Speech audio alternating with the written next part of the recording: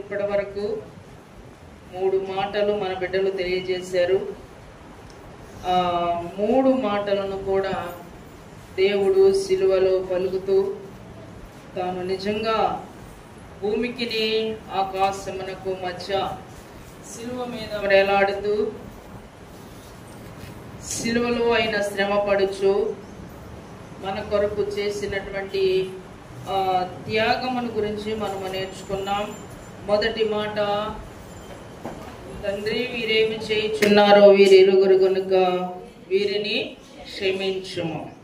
రెండవది, నీవు నాతో కూడా పరదైస్సులో ఉండు అని. మూడవది, అమ్మా ఇదిగో నీ కుమారుడు అని తల్లికి కుమారుని అప్పగించినట్లుగా మనము చూస్తూ ఉన్నాం. 4వ మాటను కూడా మనం ధ్యానిద్దాం. 4వ మాట మత్తయి సువార్త 27వ అధ్యాయం 48వ వచనం.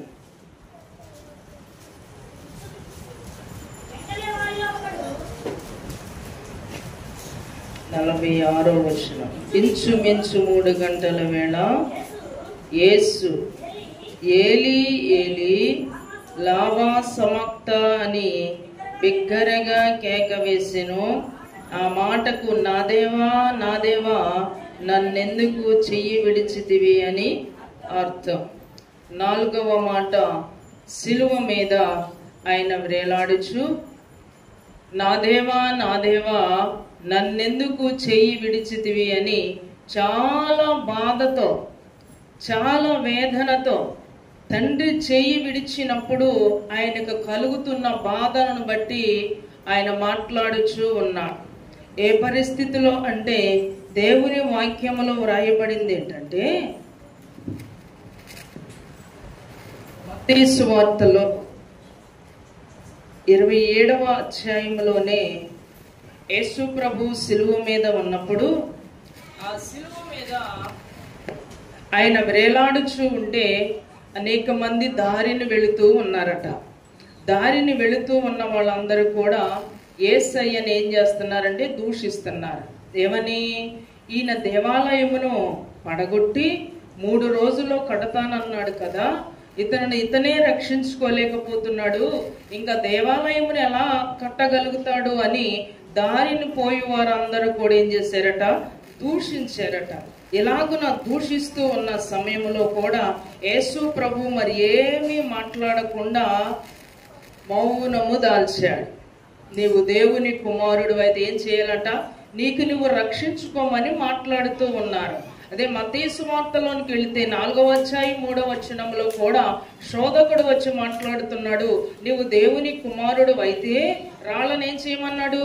రొట్టెలుగా చేయమన్నాడు. దారిని వెళ్ళుచున్న వారందరూ కూడా యేసు ప్రభువుని అన్నారు, నీవు నిజంగా దేవుని కుమారుడు అయితే సిలువ మీద నుండి దిగొచ్చు కదా అని అందరూ దూషిస్తూ ఉన్నారు. దూషిస్తూ ఉన్నటువంటి దూషణ మాటలను యేసు ప్రభు సిలువ మీద ఉండి కూడా ఏమీ మాట్లాడకుండా మౌనముగా వింటూ ఉన్నాడు అన్నమాట. అదే పరిస్థితిలో ఇంకా పరిసయ్యులు, పెద్దలు, సద్దూకయ్యులు వీళ్ళందరూ ఏం చేస్తున్నారు? హేళన చేస్తున్నారు, అపహాస్యం చేస్తున్నారు. ఏమని? వీడు ఇతరులను రక్షిస్తానన్నాడు కదా, తన్ను తానే రక్షించుకోలేకపోతున్నాడు. ఈయన ఇశ్రాయేలీయులకు రాజు కదా, ఇప్పుడు ఈయన సిలువ మీద నుండి దిగితే మేము నమ్ముతాము అని మాట్లాడుతున్నారు. ఎక్కడి నుండి దిగాలట? సిలువ మీద నుండి దిగితే మేము నమ్ముతాము అని అపహాస్యం చేస్తున్నారట. ఈ రీతిగా అపహాస్యం చేస్తున్నప్పటికీ కూడా దేవుడేమి మాట్లాడకుండా సిలువ మీద వ్రేలాడుతూ చూస్తూనే ఉన్నాడు. ఆ తర్వాత యేసు ప్రభుతో ఉన్నటువంటి అటువైపు ఇటువైపు దొంగలు కూడా వీళ్ళు ఏ విధముగా హేళన చేస్తున్నారో దూషిస్తున్నారో విని ఈ దొంగలు కూడా ఏం చేశారంటే నిందించడం ప్రారంభించారంట. ఏం చేస్తున్నారు? దొంగలు కూడా నిందిస్తూ ఉన్నారు. దారైపోయిన వారేమో ఏం చేశారు? దూషించారు. ఈయన దేవాలయం కట్టేవాడు కదా అని దూషించి ఇతన్ని రక్షించుకుంటే మమ్మల్ని కూడా రక్షించగలడని ప్రజలందరూ గొల్గోతా స్థలము దగ్గర సిలువ మీద వ్రేలాడుతూ ఉన్న యేసయ్యను వెళ్ళి వస్తున్న వాళ్ళందరూ కూడా దూషిస్తూ ఉన్నారు. నిలవబడిన శాస్త్రులు, సద్దూకైలు వీళ్ళందరూ కూడా ఈయన దిగితే మేము నమ్ముతాం, ఈయన నిజంగా రాజు అయితే ఆయన రక్షించుకోవాలి, తాను సిలువ మీద దిగాలి, ఇతరులను కూడా రక్షించాలి అనే ఉద్దేశంతో వారు కూడా అలాగునే అపహాస్యం చేస్తూ ఉన్నారు, ఏమీ మాట్లాడలేదు. ఈ రీతిగా మరలా దొంగలు కూడా ఏం చేస్తున్నారు, నిందించారట. ఈ నిందను బాధను వింటూనే యేసు ప్రభు మాట్లాడుతున్నాడు, నా దేవా నా దేవా నన్నెందుకు నీవు చెయ్యి విడిచితివి, నీవు నా చెయ్యి విడిచిన కారణంగా నేను ఇక్కడ చాలా ఇబ్బంది పడుతున్నానని యేసు ప్రభు వారు 4వ మాటగా సిలువ మీద వ్రేలాడుతూ మాట్లాడుచూ ఉన్నాడు. ఈ దినాలలో దేవుని కొరకు బ్రతకాలి, దేవునితో నేను ఉండాలి, దేవునితో నేను జీవించాలి అని బ్రతకను ఉద్దేశించిన వారికి ఏం కలుగుతుంది, హింస కలుగుతుంది. యేసయ్య కూడా సిలువ మీద ఏం చేస్తున్నాడు, హింసించబడుచు ఉన్నాడు, ద్వేషించబడుచు ఉన్నప్పుడు అయినప్పటికీ కూడా తండ్రి చిత్తమును నేను నెరవేర్చాలి అనే ఉద్దేశంతో యేసు ప్రభు మారు మాట్లాడకుండా యేసయ్యతో సంభాషణ చేస్తున్నాడు. ఏమనంటే, నన్నెందుకు నీవు చెయ్యి విడిచావు ప్రభువా అని. ఏం చేశాడంట యేసయ్య, నన్నెందుకు నీవు చెయ్యి విడిచితివని ఎవరిని అడుగుతున్నాడు, తండ్రిని అడుగుతూ ఉన్నాడు.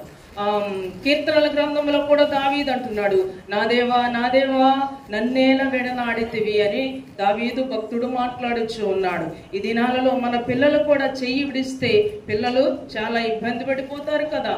అలాగే తల్లిదండ్రులకు పిల్లలకి ఎంత దగ్గర సంబంధం ఉంటుందో యేసు ప్రభు తన తండ్రితో మాట్లాడుతున్నాడు, నన్ను నీవు చెయ్యి విడిస్తే నేను చాలా ప్రాణము పోవునంతగా నేను బాధపడుతున్నాను అని. హల్లెలూయా. ఈ సమయంలో యేసు ప్రభు 4వ మాట మాట్లాడుతున్నాడు సిలువ మీద, నన్నెందుకు నీవు చెయ్యి విడిచితివి అని.